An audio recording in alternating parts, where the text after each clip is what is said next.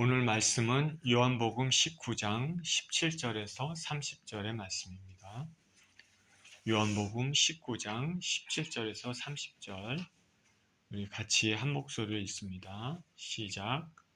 그들이 예수를 맡음에 예수께서 자기의 십자가를 지시고 해골, 히브리 말로 골고다라는 곳에 나가시니 그들이 거기서 예수를 십자가에 못 박을세 다른 두 사람도 그와 함께 좌우편에 못 박으니 예수는 가운데 있더라. 빌라도가 패를 써서 십자가 위에 붙이니 나사렛 예수 유대인의 왕이라 기록되었더라. 예수께서 못 박히신 곳이 성에서 가까운 고로 많은 유대인이 이 패를 읽는데 히브리와 로마와 헬라 말로 기록되었더라. 유대인의 대제사장들이 빌라도에게 이르되 유대인의 왕이라 쓰지 말고 자칭 유대인의 왕이라 쓰라 하니 빌라도가 대답하되 내가 쓸 것을 썼다 하니라. 군인들이 예수를 십자가에 못 박고 그의 옷을 취하여 네 깃에 나눠 각각 한 깃씩 얻고 속옷도 취하니 이 속옷은 호지 아니하고 위에서부터 통으로 짠 것이라. 군인들이 서로 말하되 이것을 찢지 말고 누가 얻나 제비 뽑자 하니 이는 성경에 그들이 내 옷을 나누고 내 옷을 제비 뽑나이다 한 것을 응하게 하려 함이로라. 군인들이 이런 일을 하고 예수의 십자가 곁에는 그 어머니와 이모와 글로바의 아내 마리아와 막달라 마리아가 섰는지라. 예수께서 자기의 어머니와 사랑하시는 제자가 곁에 서 있는 것을 보시고 자기 어머니께 말씀하시되 여자여 보소서 아들이니이다 하시고 또 그 제자에게 이르시되 보라 내 어머니라 하신대 그때부터 그 제자가 자기 집에 모시니라. 그 후에 예수께서 모든 일이 이미 이루어진 줄 아시고 성경을 응하게 하려 하사 이르시되 내가 목마르다 하시니 거기 신 포도주가 가득히 담긴 그릇이 있는지라. 사람들이 신 포도주를 적신 해면을 우슬초에 메어 예수의 입에 대니 예수께서 신 포도주를 받으신 후에 이르시되 다 이루었다 하시고 머리를 숙이니 영원히 떠나가시니라. 아멘. 오늘 저는 본문에 있는 말씀에 기반해서 십자가에 죽으신 왕이란 제목으로 말씀을 나눕니다. 기도하겠습니다. 사랑하시는 아버지 하나님 감사합니다. 우리를 사랑하시되 죽기까지 사랑하시고 아들을 내어주시기까지 사랑하시는 하나님 아버지께 감사와 찬양을 드립니다. 오늘 말씀을 통하여서 그 주님의 사랑을 다시 한번 체험하는 시간이 되게 하시고 말씀 가운데 하나님을 깊이 만나는 시간이 되게 하여 주옵소서. 감사드리며 우리 주 예수 그리스도 이름으로 기도합니다. 아멘.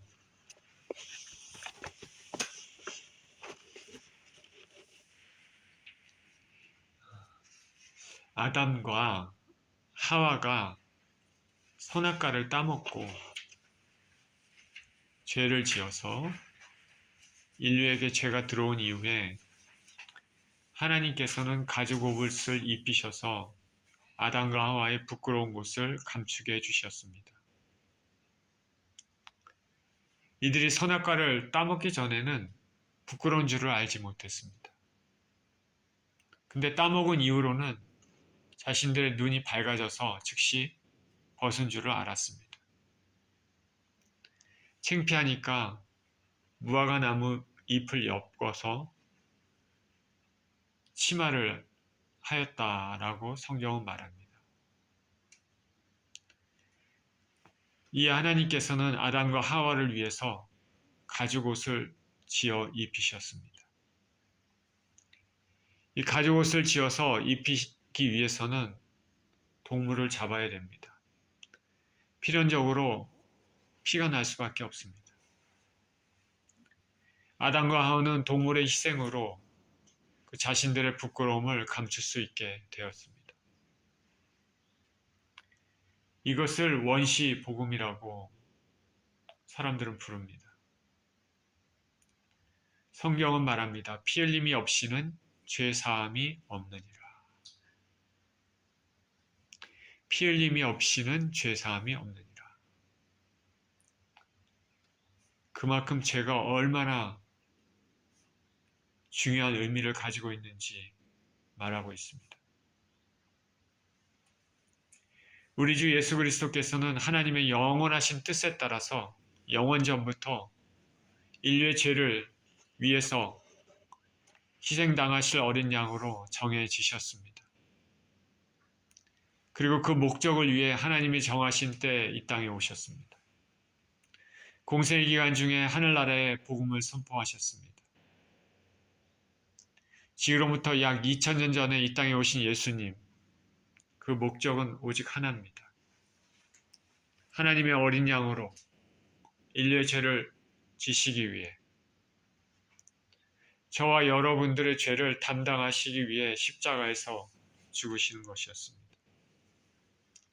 우리 주님께서는 오직 그 목적을 향해 달려가시면서 누가복음 12장 50절에 이렇게 말씀하십니다. 나는 받을 세례가 있으니 그것이 이루어지기까지 나의 답답함이 어떠하겠느냐.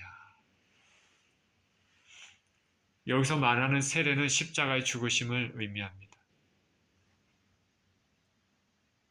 예수님은 이 사명이 이루기까지 모든 것을 이 사명을 이루는 것에 집중하셨고 그 이루기까지는 나의 답답함이 어떠겠느냐 말씀하셨습니다. 예수님께서는 자신의 죽음을 완성되어야 할 사명으로 인식하시고 조금도 주저함 없이 그 길을 걸어가셨습니다. 그런데 그 길은 결단코 일시적 결단이나 가벼운 노력에 의해서 성취될 성질이 아니고 실로 고통스러운 그런 도전이었습니다. 예수님은 겟세마네에서 기도하신 다음에 체포되셔서 대제사장에게 그리고 사내들인 공회 그리고 빌라도에게 끌려가셨습니다. 유대 종교 지도자들의 고소로 재판을 받았습니다. 유대 총독이었던 빌라도는 예수님의 죄 없음을 깨닫게 되었지만 유대인들은 어떠하든지 예수님을 죽이려고 빌라도를 압박했습니다.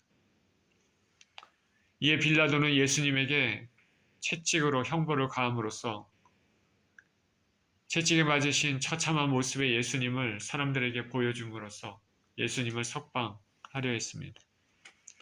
그러나 더욱 강력하게 십자가를 원하는 대제사장들 그리고 이들에게 사주를 받은 군중들의 압박에 의해서 결국 예수님을 십자가에 내줬습니다. 예수님은 무서운 채찍에 맞으시고 가시말류건을 쓰시고 홍포를 입으셔서 조롱당하시고 갈대로 머리를 맞으시며 침뱉음을 받으시고 구타도 당하셨습니다. 이렇게 만신창이가 된 우리 주님께서는 이런 상황에서 십자가를 지십니다. 우리 주 예수님의 모습은 도저히 천지를 창조하신 하나님의 모습이라고 믿기에는 너무나 처참하고 무기력한 모습입니다. 저를 살리기 위해, 나를 살리기 위해서, 여러분들을 살리기 위해서 이 모든 것을 담당하신 주님의 사랑을 생각하면서 오늘 말씀을 살펴보겠습니다. 17절에 그들이 예수를 맡음에 예수께서 자기의 십자가를 지시고 해골, 히브리 말로 골고다이라 하는 곳에 나가시니. 빌라도의 판결에 의해서 예수님의 십자가형이 정해졌습니다. 예수님은 자신의 십자가를 지시고 해골, 골고다라는 곳으로 나가십니다. 당시 관례는 십자가형은 죄수가 자신의 십자가를 지고 가도록 되어 있었습니다. 그런데 예수님은 이미 빌라도 뜰에서 채찍으로 맞으셨기 때문에 온몸은 완전히 만신창이가 되어 있었을 것입니다. 몸도 가누지 못한 상태에서 십자가를 지고 나가십니다. 예수님이 십자가를 지고 가시는 그 모습은 성박 형장에 이르기까지 많은 사람들이 지켜봅니다. 우리는 알 수 없지만 이미 몸의 기력이 다 없으신 예수 그리스도께서는 무거운 십자가를 지시고 가시다 넘어지시고 가시다 다시 또 넘어지시고 그렇게 하셨을 것입니다. 예수님 혼자의 힘으로는 도저히 십자가를 지고 형장까지 갈 수가 없습니다. 이에 공관복음에서는 로마 군병들이 구레네 출신 시몬이라는 사람을 불러서 예수님의 십자가를 지고 가게 했다고 말하고 있습니다. 이 시몬은 아마도 유월절 행사를 위해 예루살렘을 방문한 것으로 보입니다. 그러다 예수님의 십자가 지신 것을 보았습니다. 그리고 로마 군병들의 강요에 의해서 졸지에 예수님의 십자가를 지게 됐습니다. 그는 항거할 수 없는 로마의 군법에 따라서 징발대에는 그런 비운이 있었지만은 그러나 누구보다도 생생하게 피 흘리시며 죽어가신 예수님의 최후를 목격할 수 있었습니다. 그 시몬이 예수님을 당시에 믿고 있었는지 아닌지 우리는 모릅니다. 아마 그러나 확실한 것은 이것을 계기로 그는 큰 믿음을 가지게 되었을 것으로 보입니다. 아마도 평생의 자랑이 될 것입니다. 이 세상에 그 누가 예수님의 십자가를 질 수 있을까? 하나님의 특별한 은혜입니다. 추후에 로마서에 기록된 대로 이 시몬의 아들, 구레네 시몬의 아들은 알렉산더와 루포가 있습니다. 로마서에 보면 그 이름이 기록이 되어 있습니다. 그의 아들 알렉산더와 루포도 이 사건을 계기로 모두 유명한 기독교인이 되었습니다. 억지로 진 십자가, 얼떨결에 진 십자가. 그러나 그것이 놀라운 은총을 받게 된 계기가 됐습니다. 우리의 신앙이 뜻밖의 억지로 주님의 일을 할 때가 있습니다. 그러나 그것으로 인해 놀라운 은총을 받을 수 있음을 알아야 합니다. 우리가 기회가 있을 때는 피하지 마시기를 축원드립니다. 십자가는 영광이고 십자가는 추에 말할 수 없는 은혜로 우리에게 되돌아옵니다. 이렇게 예수님은 완전히 기력이 쇠진한 상황에서 골고다 언덕을 오르십니다. 뒤따르는 많은 무리들, 특히 여인들이 가슴을 칩니다. 애통합니다. 울고 있습니다.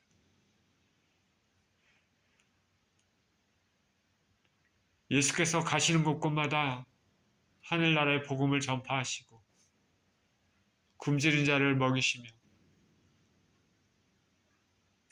귀신을 쫓아내고 병을 고치신 그 예수님이 왜 십자가를 지시고 저렇게 처참한 모습으로 형장에 가야 되는지 애통하며 울고 있습니다. 예수님은 이들을 보고 말씀하십니다. 예루살렘의 딸들아, 나를 위해 울지 말고 너희와 너희 자녀를 위해 울라. 이스라엘 백성의 죄악과 그로 인해 심판이 있을 것으로 인해서 그것을 울라고 말씀하십니다. 예수님께서는 자신이 가지고 있는 극심한 고통 가운데서도 인생들을 생각하십니다. 예수님의 이 처형은 유월절 기간 예루살렘에 있는 큰 사건이기 때문에 많은 사람들이 지켜봤습니다.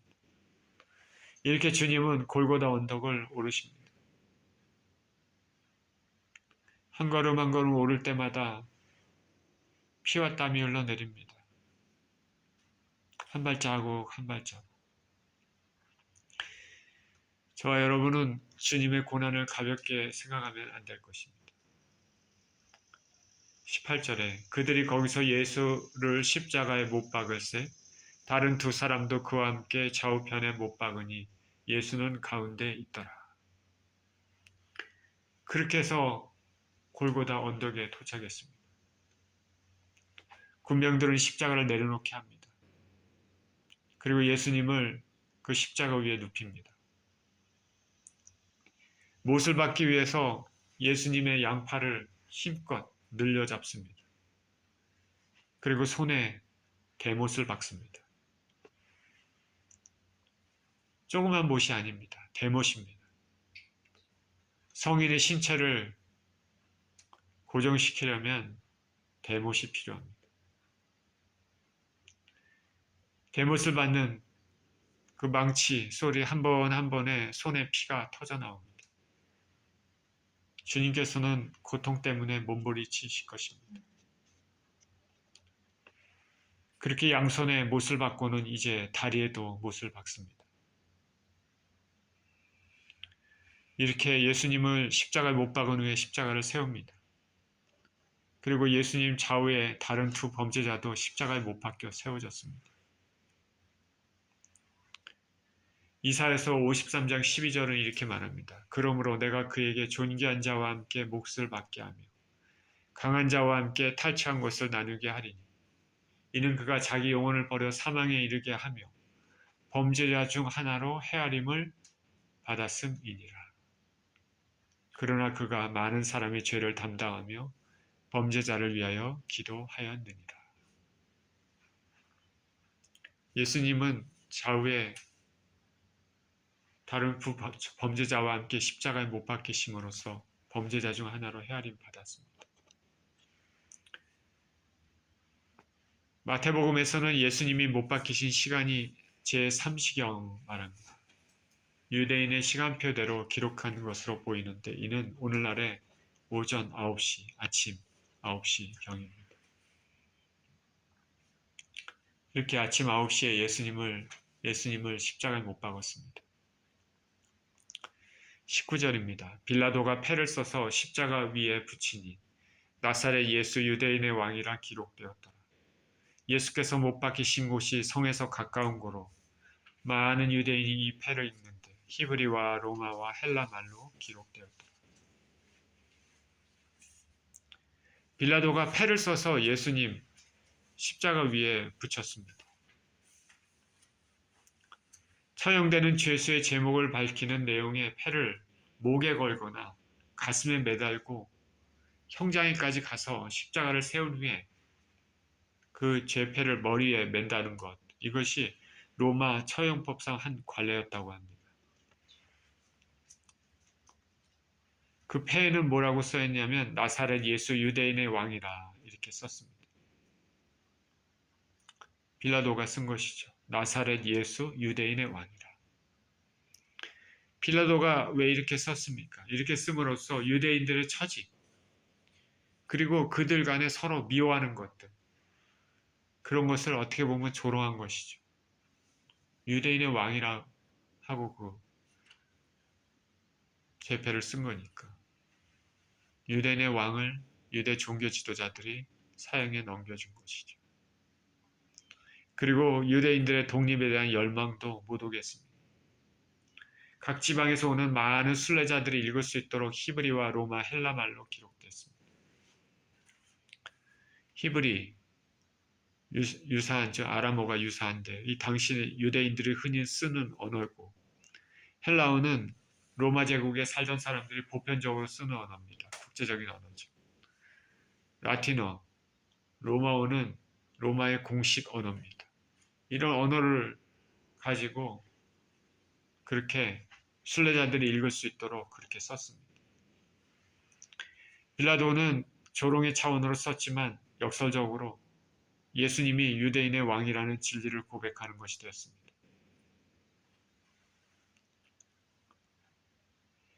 자, 보십시오. 예수님 탄생 시에 이방인이었던 동방 박사들이 예수님을 유대 왕으로 경배했습니다. 이제 예수님이 죽으실 때에도 로마의 빌라도, 이방인인 로마의 빌라도가 유대인의 왕으로 예수님을 공표했습니다. 모두 이방인이죠. 반면에 동족 유대인들은 이것을 거부하고 자칭 유대인의 왕이란 칭호를 쓰라고 요구했습니다. 21절입니다. 유대인의 대제사장들이 빌라도에게 이르되 유대인의 왕이라 쓰지 말고 자칭 유대인의 왕이라 쓰라 하니 빌라도가 대답하되 내가 쓸 것을 썼다 하니라. 대제사장들은 예수님이 유대의 왕이라는 것을 받아들일 수가 없었습니다. 그래서 자칭 유대인의 왕이라 써라 그렇게 요구합니다. 빌라도는 이들을 거부하고 내가 쓰고 싶은 것을 썼다 말합니다. 여러 나라 언어로 많은 사람이 읽을 수 있도록 썼습니다. 그의 원 의도는 아니지만은 결국 이것은 예수님께서 열방의 왕으로 등극하실 것을 예언한 것이 되었습니다. 예수 그리스도는 유대인만의 왕이 아니라 온 세계 왕이 되십니다. 그렇기 때문에 저와 여러분 같이 이방인들에게도 구원의 기회가 주어졌습니다. 예수님이 온 세계 왕이면 그리고 우리가 진정으로 예수님을 모시고 사는 사람들이라면은 예수님을 진정 왕으로 모시면서 살아야 할 것입니다.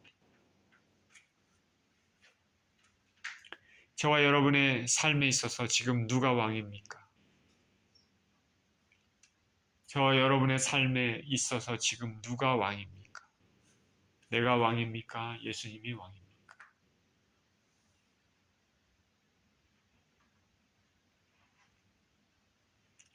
23절입니다. 군인들이 예수를 십자가에 못 박고 그의 옷을 취하여 네 깃에 나눠 각각 한 깃씩 얻고 속옷도 취하니 이 속옷은 호지 아니하고 위에서부터 통으로 짠 것이라. 군인들이 서로 말하되 이것을 찢지 말고 누가 얻나 제비 뽑자 하니 이는 성경에 그들이 내 옷을 나누고 내 옷을 제비 뽑나이다. 한 것을 응하게 하려 함이로라. 군인들이 이런 일을 하고 군병들이 예수님을 십자가에 못 박은 후에 옷을 취해서 네 깃에 각각 나눠 한 깃씩 얻었습니다. 그리고 속옷도 취했습니다. 속옷은 통으로 짠 것이니 나누지 않고 제비를 뽑아서 한 사람이 가졌습니다. 이렇게 예수님 당시에 주 예수의 옷은 사형집행자가 갖는 것이 통례였다고 합니다. 사람들은 평소 어떤 옷을 입었냐면 속옷과 겉옷이 있고 샌들이 있고 허리띠가 있고 머리수건이 있습니다. 십자가 밑에 군병들은 이렇게 다 나눠 가진 다음에 마지막으로 통으로 짠 속옷은 제비 뽑았을 것입니다. 사도 요한은 이 모든 것이 성경의 예언을 성취한 것이라고 말합니다. 시편 22편의 예언을 성취한 것인데 이것은 다윗이 적대자들로부터 어려움을 당할 때 자신의 상황을 시로 표현한 것입니다. 그런데 이것은 메시아의 고난을 그대로 예표한 것으로 볼 수 있습니다. 우리 시편 많은 경우가 다윗이 썼죠. 다윗이 쓴 시편의 많은 경우가 바로 예수님 대신 메시아를 예표합니다. 그래서 다윗을 작은 예수라고는 말로도 표현할 수 있습니다. 예표하는 것입니다. 시편 22편에 이렇게 얘기합니다. 내 하나님이여 내 하나님이여 어찌 나를 버리셨나이까. 그리고 6절을 보니까 나는 벌레요 사람이 아니라 사람의 회방거리요 백성의 조롱거리이니이다. 나를 보는 자는 다 비웃으며 입술을 비죽이고 머리를 흔들며 말하되 저가 여호와께 의탁하니 구원하실 걸 저를 기뻐하시니 건지실 걸 하나이다. 15절에 내 입이 말라 질그릇 조각 같고 내 혀가 이틀에 붙었나이다. 주께서 또 나를 사망의 진토에 두셨나이다. 개들이 나를 에워쌌으며 악한 무리가 나를 둘러 내 수족을 찔렀나이다. 내가 내 모든 뼈를 셀 수 있나이다. 저희가 나를 주목하여 보고 내 겉옷을 나누며 속옷을 제비 뽑나이다. 다윗이 시편 22편에 기록한 대로 그대로 이루어졌습니다. 성경 말씀은 반드시 이루어집니다. 왜냐하면 온 우주를 섭리하시는 하나님 말씀이기 때문입니다. 로마 군인들은 예수님의 옷을 제비보다 나눠 가졌습니다. 그들은 아무 생각 없이 한 것이지만 이를 통해서 성경의 말씀이 성취되었습니다. 우리는 성경에 적혀진 예언을 신중하게 살펴보고 심각하게 인식해야 됩니다. 성경은 무엇을 말합니까? 우리가 죽은 후에는 반드시 심판이 있다 말합니다. 하나님은 모든 것을 지켜보고 계시며 우리가 이 땅을 떠날 때 우리가 행한 모든 것에 대해 하나님 앞에 평가받을 날이 옵니다. 거기서 영생과 영벌이 갈라집니다. 죄인인 우리가 살 길은 예수님을 붙잡고 그의 피의 공로를 의지하며 죄와 싸워야 할 것입니다. 살아있는 동안에만. 부디 저와 여러분들이 모두 천국의 진주문을 통과하는 영혼들이 되시기를 간절히 축원드립니다. 이제 이와 같이 군인들이 예수님의 소유물을 나눠 가질 때 십자가 곁에서 눈물로 예수님을 지켜보고 있었던 여인들이 있었습니다.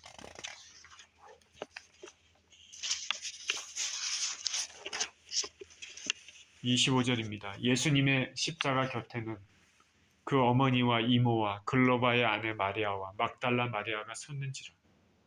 예수께서 자기의 어머니와 사랑하시는 제자가 곁에 서 있는 것을 보시고 자기 어머니께 말씀하시되 여자여 보소서 아들이니이다 하시고 또 그 제자에게 이르시되 보라 내 어머니라 하신대 그때부터 그 제자가 자기 집에 모시니라.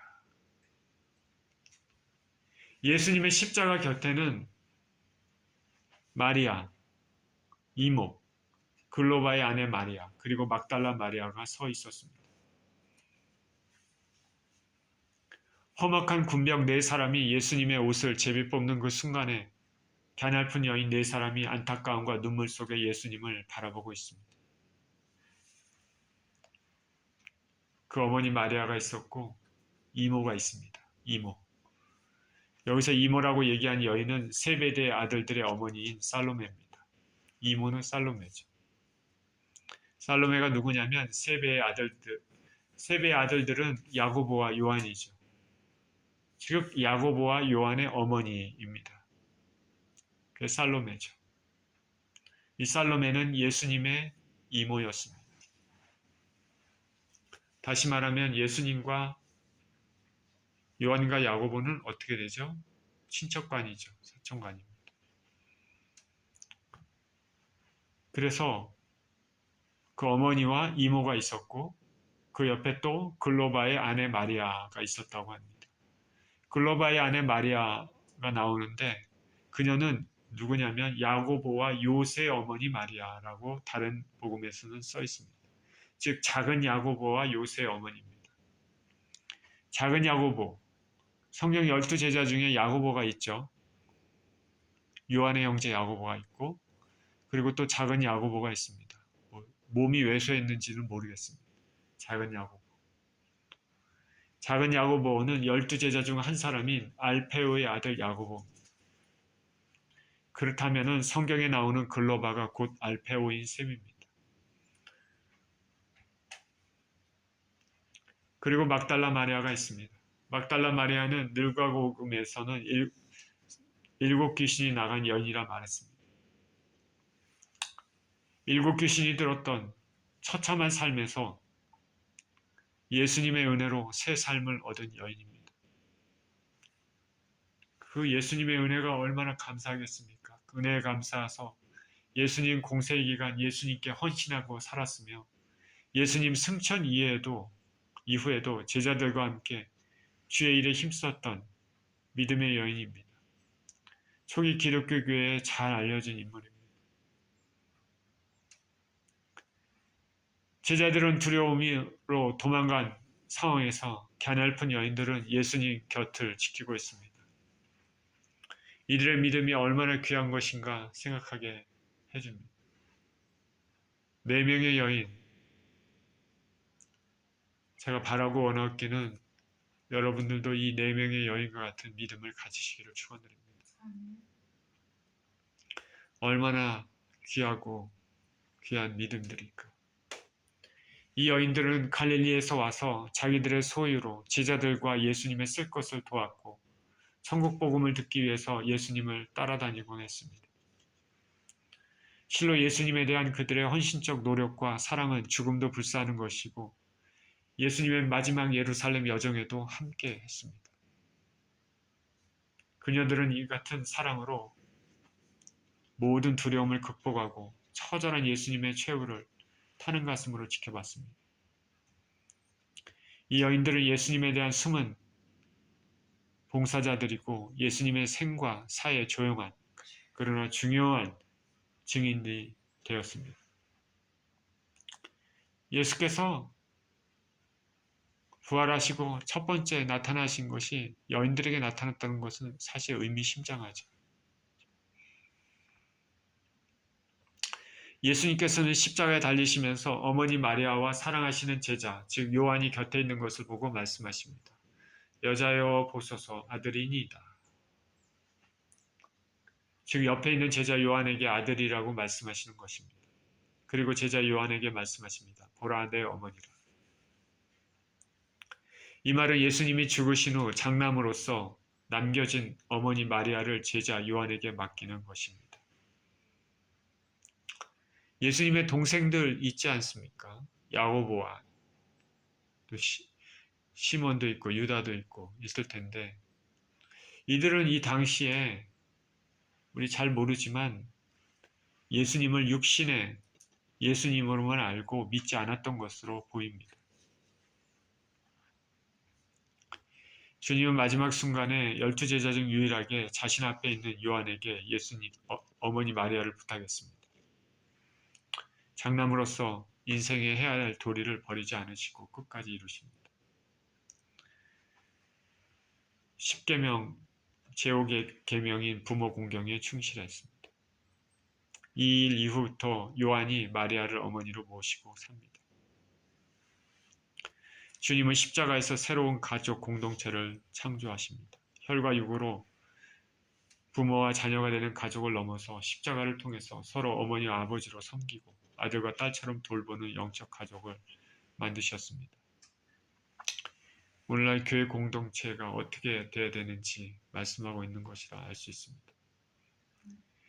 28절입니다. 그 후에 예수께서 모든 일이 이미 이루어질 줄 아시고 성경을 응하게 하려 하사 이르시되 내가 목마르다 하시니 거기 신포도주가 가득히 담긴 그릇이 있는지라. 사람들이 신포도주를 적신 해면을 우슬초에 메어 예수의 입에 대니 예수께서 신포도주를 받으신 후에 이르시되 다 이루었다 하시고 머리를 숙이니 영혼이 떠나가시니라. 이제 마리아를 요한에게 위탁한 후 예수님은 모든 목적을 이루시고 운명하실 때임을 알고 말씀하십니다. 내가 목마르다. 시편 22전 15절이 생각나는 말씀이죠. 내 힘이 말라 질그릇 조각 같고 내 혀가 입천장에 붙었나이다. 주께서 또 나를 죽음의 진토 속에 두셨나이다. 주님은 이와 같이 우리의 목마름을 해결해 주시기 위해서 몸소 목마름의 고통을 당하셨습니다. 예수님의 희생으로 우리는 은혜를 누립니다.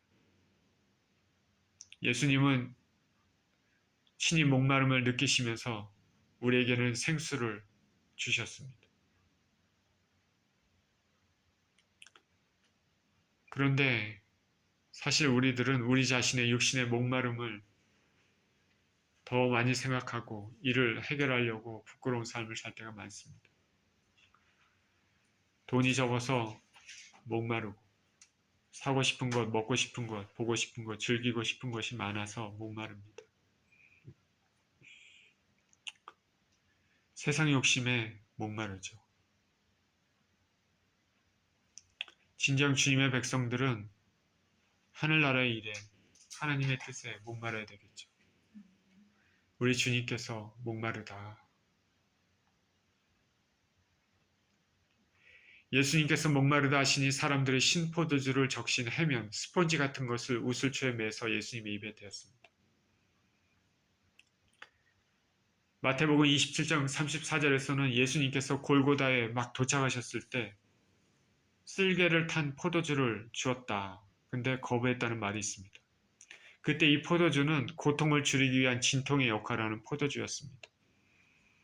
근데 예수님께서는 온 인류의 죄를 다 짊어지시고 고통을 느끼시기 위해서 이 포도주는 마시지 않았습니다. 그런데 마지막 운명의 순간에 목마름의 신포도주가 주어졌습니다. 로마 군병들이 잔인함을 보여주죠. 이 신포도주는 동정심을 가져서 진통을 위한 것이 아닙니다. 신포도주를 줌으로써 예수님의 목숨을 조금이라도 더 연장해서 무슨 일이 일어나고 있나 그거를 보려고 하는 그런 것이죠. 예수님이 십자가에서 더 고통을 느끼게 하는 그런 포도주입니다. 이것 역시 시편의 말씀 69편 21절의 말씀을 성취한 것입니다. 그들이 쓸개로 나의 음식물로 주며 목마를 때에는 초를 마시게 하였사오니. 그렇게 예수님께서는 신포도주를 받으신 후에 외치십니다. 다 이루었다. 예수께서 말씀하시는 다 이루었다.